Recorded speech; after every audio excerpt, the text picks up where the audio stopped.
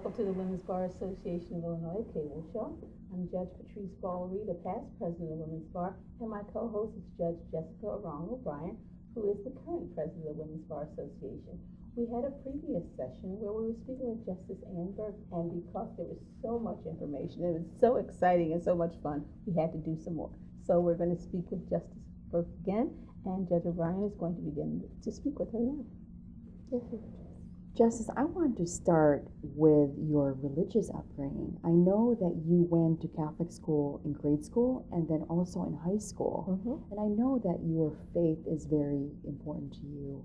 And I'm wondering now, as a judge, when you were an attorney, how has that influenced you in everything that you have done with your career? Well, Jessica, I think it's, no matter how you're brought up, it's basically part of you your whole life. Your parents, whatever religion you're in, or if you're in no religion, if you're being taught good, moral, ethical living, it's part of your fabric. It's part of everything you do, the way you think. And I don't consider myself a religious person, but that's just who I am.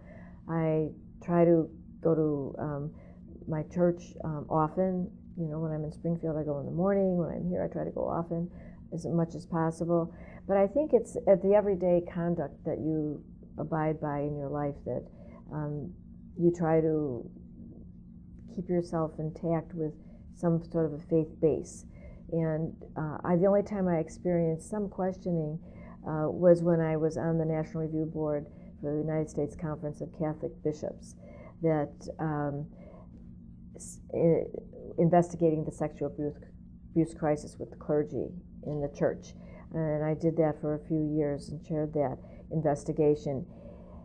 But I think I didn't question my faith at all, but in fact probably emboldened my faith more than anything, because when you think about what people do, it's human beings, and we're all vulnerable.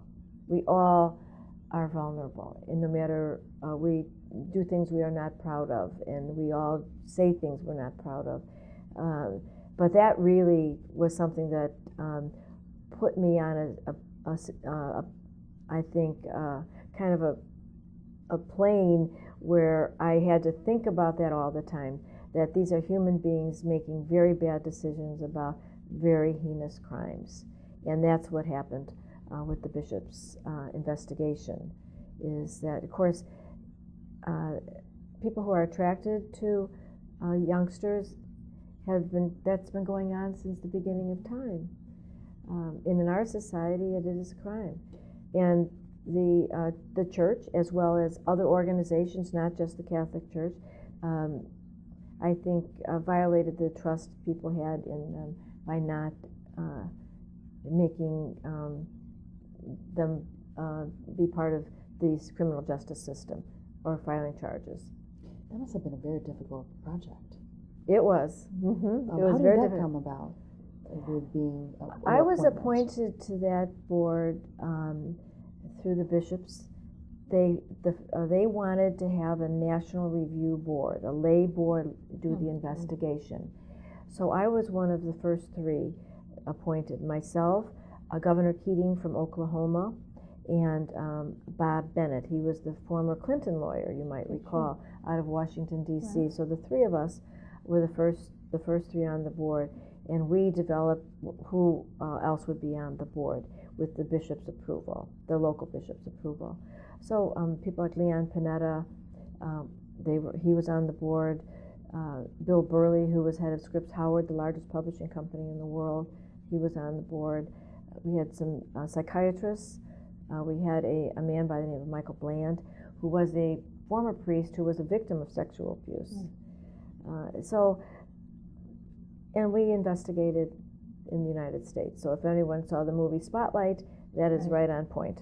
The people that they discussed in that movie, Richard Sipe, Tom Doyle, and Bishop Darcy, I met, I knew, I worked with. So how did the project end? Did you just transition off the board and someone else took your place? Yes. Okay, so the board is still in existence. The board is, and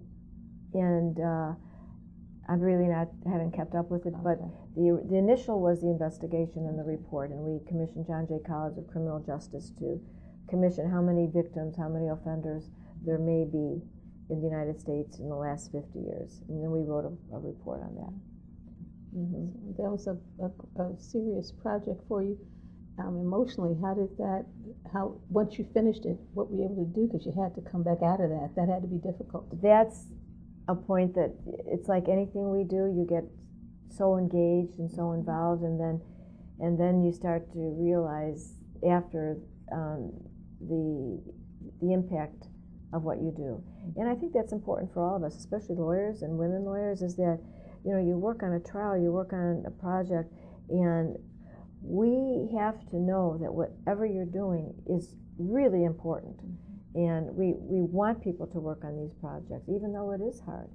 And it does take a toll on you emotionally.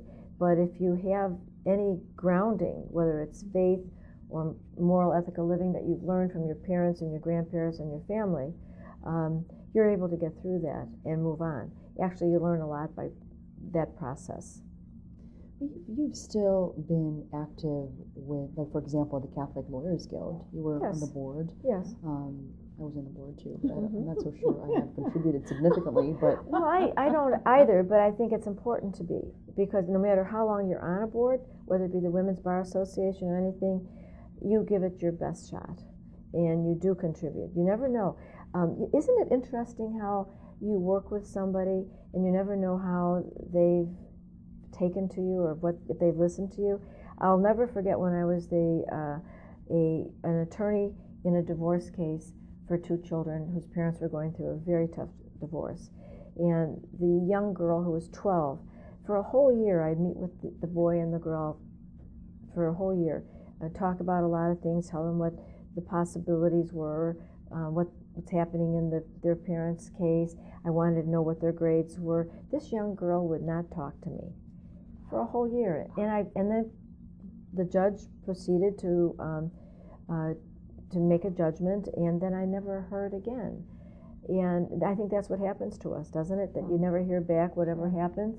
However, in this case, about 10 years ago, I got a letter from this young woman, and she says, "You may not remember me," and she told me her name. She says, I want to apologize, but I listened to everything you said, and I wanted to be just like you. So she became a lawyer. She worked in the state's attorney's office, and she is working in a non-for-profit organization now. We did meet, but I mean, that was a miracle in itself, being able to hear that actually somebody did listen to you. Now, you don't expect that, and I don't do things to hear back, but it's nice once in a while to be affirmed in that you really did make a difference. Even just the words you use when you talk to other people. So you have to be mindful of being patient and saying kind things to people, because it does make a difference. We're going to take a break on that note, and we're going to return in a few minutes to talk some more with Justice Ann Burke. I dare you. I dare you to change the world. Yeah, you. Getting that college education. I dare you to be somebody important. Like be a teacher. Or a reality TV star. I dare you to stand up here. To call the shots. To be a role model. An inspiration. An innovator. To be a teacher. Be my teacher. Think you can change my life? Make me excited about science like you. Have a career that really means something? Then do it. I dare you. I dare you. I dare you. I'm waiting. Welcome back. We're speaking with Justice Ann Burke, and we ended on a note talking about how someone can affect your life, or you can affect someone's life without even knowing it.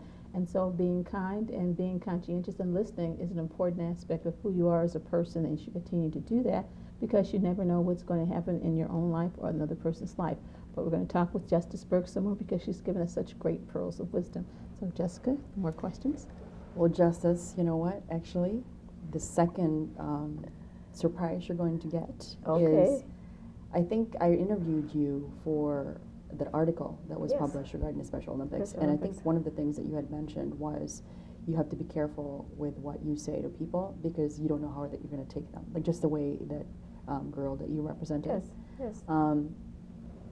I spoke to you about becoming the president and going forward with being the president of the Women's Bar Association of Illinois, and I think it was at that point when I was putting my name in for the second VP. Okay. And I have to tell you that the majority of the people around me told me, "You're already a judge. Why do you even need a position of leadership? You already got what you want." You were the only one who actually told me, if it's in your heart, then you go for it. And I will never forget that. And I've never told you that, and I'm telling you I was now. yeah, that is a surprise. So I am where I am today because of you. It gives me a teary eye because even my husband was like, "Are you sure you want to do this? Maybe you want to spend time with your kids." And of course, I would love to spend time with my kids, but I think it's not it's not this or that. Right. You know, it's both. Well, I think it's also good for them to see that their mom is taking on important leadership positions, and hopefully that will inspire them. So thank you. Oh, you're welcome. Well, you should. You should never. You know, who wants to wake up the next day and say, "I wish I had done something"? That's not in my DNA. I want to be able to, make decisions, pros and cons, on the ability of my ability to do things, physically and mentally and whatever. But if I really want to do something, I'm going to do it, because I don't want to say, "I wish I had done something."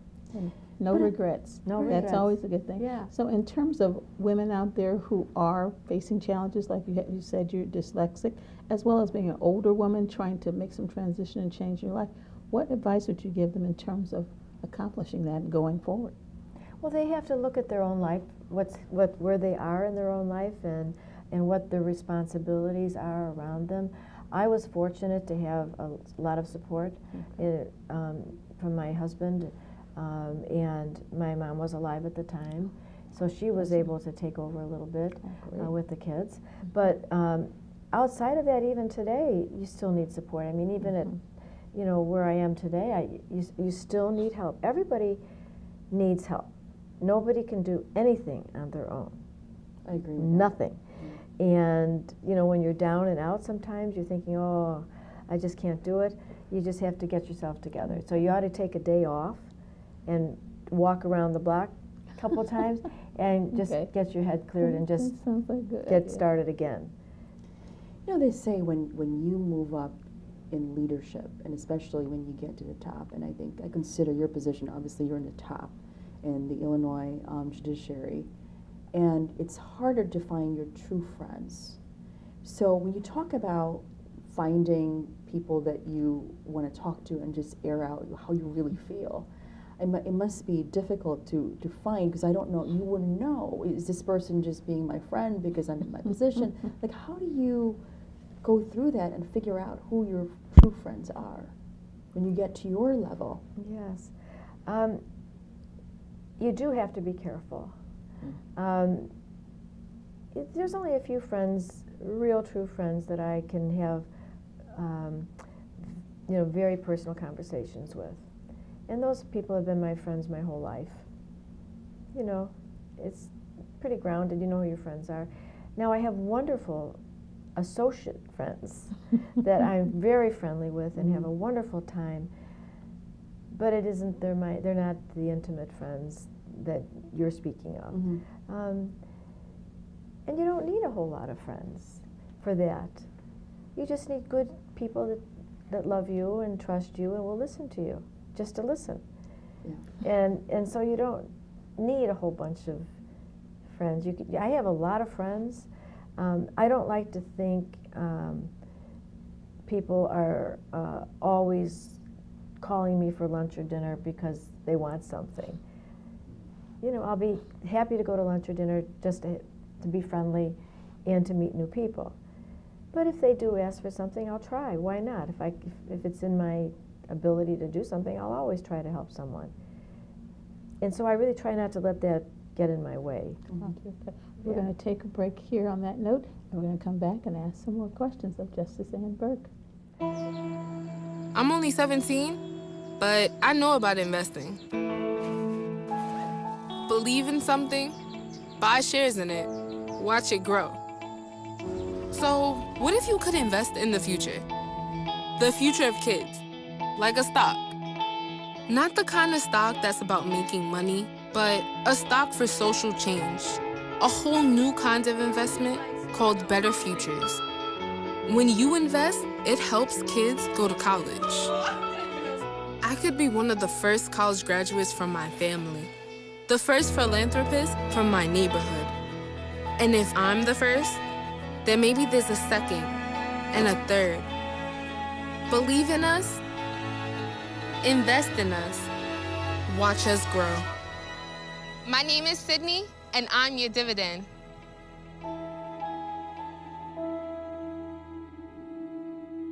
We have been speaking with Justice Ann Burke, and so we're going to talk some more with her about leadership and other things that we're going to go into the future with, as well as giving some good advice about what you can do now.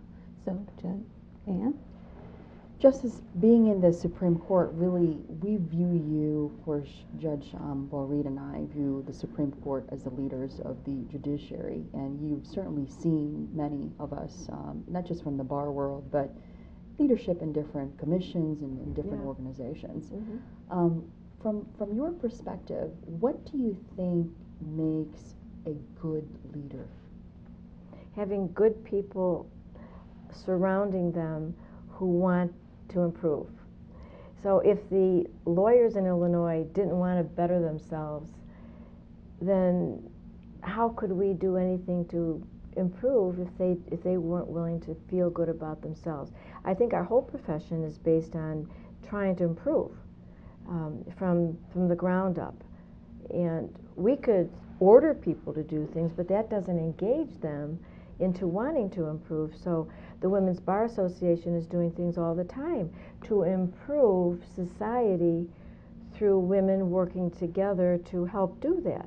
And at the same time, you may not realize it, but they're improving themselves while they're doing that, because they're learning leadership skills in organizing events, doing public relations, raising money, and those are all leadership skills that by just doing, other people notice and learn from.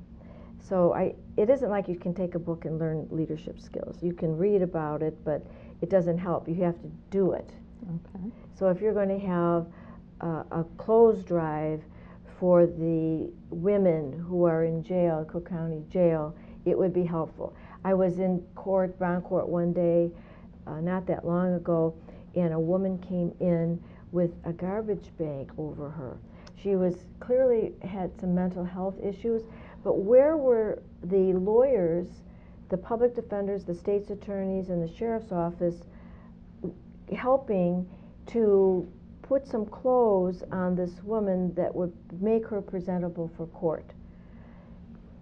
That you need to see leadership. There should be, in that courtroom, there should have been somebody saying, or the judge, now please take Mrs. Smith out and bring her back with some appropriate clothes. You know, those kinds of things. And, you know, that would be a good project, is to make sure that everybody who appears in court is dressed properly, including the lawyers, because some of them are not. And that would be a really good goal to try to, is to improve. You know, it's like children who go to school who have uniforms on. They don't care about what everybody else wears because they all wear the same thing.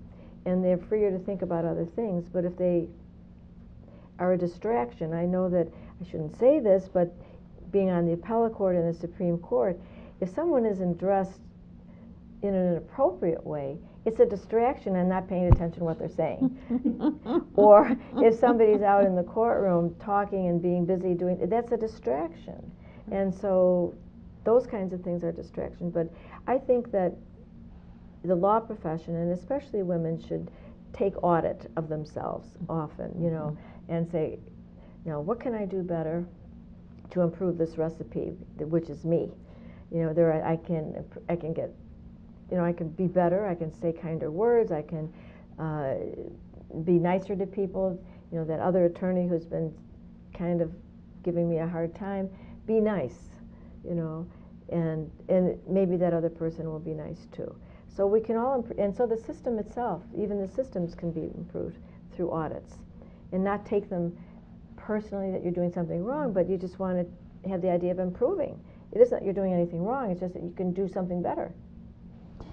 It's funny you should say that, because I read an article about saying, basically the idea was that the best leaders are those people who are able to look within themselves and see what they're doing right and what they're doing wrong.